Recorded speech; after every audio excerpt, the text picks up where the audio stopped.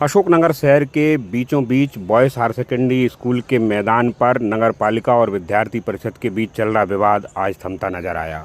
Collector के एक आदेश के बाद अखिल भारतीय विद्यार्थी परिषद ने इसे अपनी जीत बताया। साथ ही उन्होंने एक दूसरे को बधाई दी, ढोल धमाके बजाकर इस जीत का जश्न भी मनाया। उल्लेखनीय है कि बीते एक सप्ताह से इस स्कूल के मैदान पर नगर पालिका द्वारा अस्थायी ठेला बाजार बनाने और विद्यार्थी परिषद द्वारा इसे बच्चों के लिए ही आरक्षित रहने देने को लेकर विवाद गहराया गया था। न केवल इन दोनों को लेकर बल्कि कांग्रेस भी इस मामले में विद्यार्थी परिषद के ही जैसे विचार रखती थी। इसके अलावा इस विद्यालय में पढ़ने वाले हजारों छात्र भी यही सोच कर रख रहे थे कि इस स्कूल भवन को किसी भी तरह के व्यावसायिक उपयोग से बचाया जाना चाहिए। आज कलेक्टर और शिक्षा विभाग के दो अलग अलग आदेशों ने इस मामले को लेकर पूरी तरह से स्थिति स्पष्ट कर दी है। शिक्षा विभाग के पहले आदेश में ये बताया गया कि ये विद्यालय का ग्राउंड शासकीय कन्या हायर सेकेंडरी स्कूल को सौंप दिया गया है, जिसमें उनको निर्देशित किया गया है कि वह इसका एस्टीमेट बनाकर बच्चियों के लिए खेल मैदान के रूप में विकसित करें। साथ ही कुछ देर बाद कलेक्टर ने एक आदेश जारी किया जिसमें किसी भी सरकारी विभाग को इसके उपयोग की पाबंदी लगा दी है, ये कहते हुए कि अगर किसी को इसकी ज़रूरत है तो पहले उस पर पूरी औपचारिकताएं पूरी करें, परमिशन लें। उल्लेखनीय है कि बीजेपी के ही दो बड़े आनुषंगिक संगठन जिसमें नगर पालिका बीजेपी शासित है और विद्यार्थी परिषद आमने सामने आ गए थे। दोनों के बीच ये तनातनी इस भवन के उपयोग को लेकर बनी हुई थी, जो मैदान बना हुआ है उसको लेकर। विद्यार्थी परिषद इसे अपनी बड़ी जीत के तौर पर भी मान रही है। उनका कहना था कि विद्यार्थियों हितों में लेकर इस मामले पर किसी भी तरह का समझौता नहीं किया जाना था।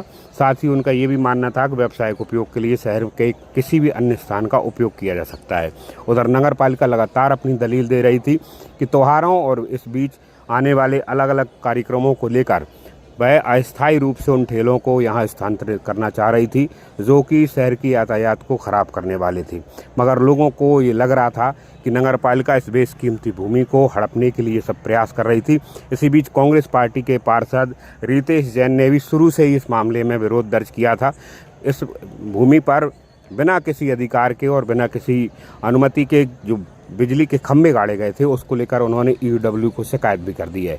अब देखना ये होगा कि इस पूरे मामले में कांग्रेस और बीजेपी की लड़ाई कहां पहुंचेगी। बहरहाल विद्यार्थी परिषद इसे अपनी बड़ी जीत के रूप में मान रही है और उसने एक बड़ा संदेश देने का भी प्रयास किया है कि चाहे सरकार से जुड़े उनके लोग हों या कोई दूसरे लोग हों, विद्यार्थी हितों के मामलों में वह समझौता करने की स्थिति में नहीं है। जैसा कि आप सभी को पता ही है, अखिल भारतीय विद्यार्थी परिषद अशोकनगर काफ़ी लंबे समय से इस मुद्दे के लिए संघर्ष कर रही थी। जैसे कि एक वर्ष पूर्व हमने भी इसके लिए ज्ञापन दिया था, फिर उस क्रम में अभी कुछ न्यूज़ के माध्यम से चीज़ें निकल के आई, फिर ये दोबारा मुद्दा उठा तो हमने इस मुद्दे को और उठाया, ज्ञापन दिया आदरणीय जिलाधीश महोदय के नाम, फिर उसके बाद प्रेस वार्ता की।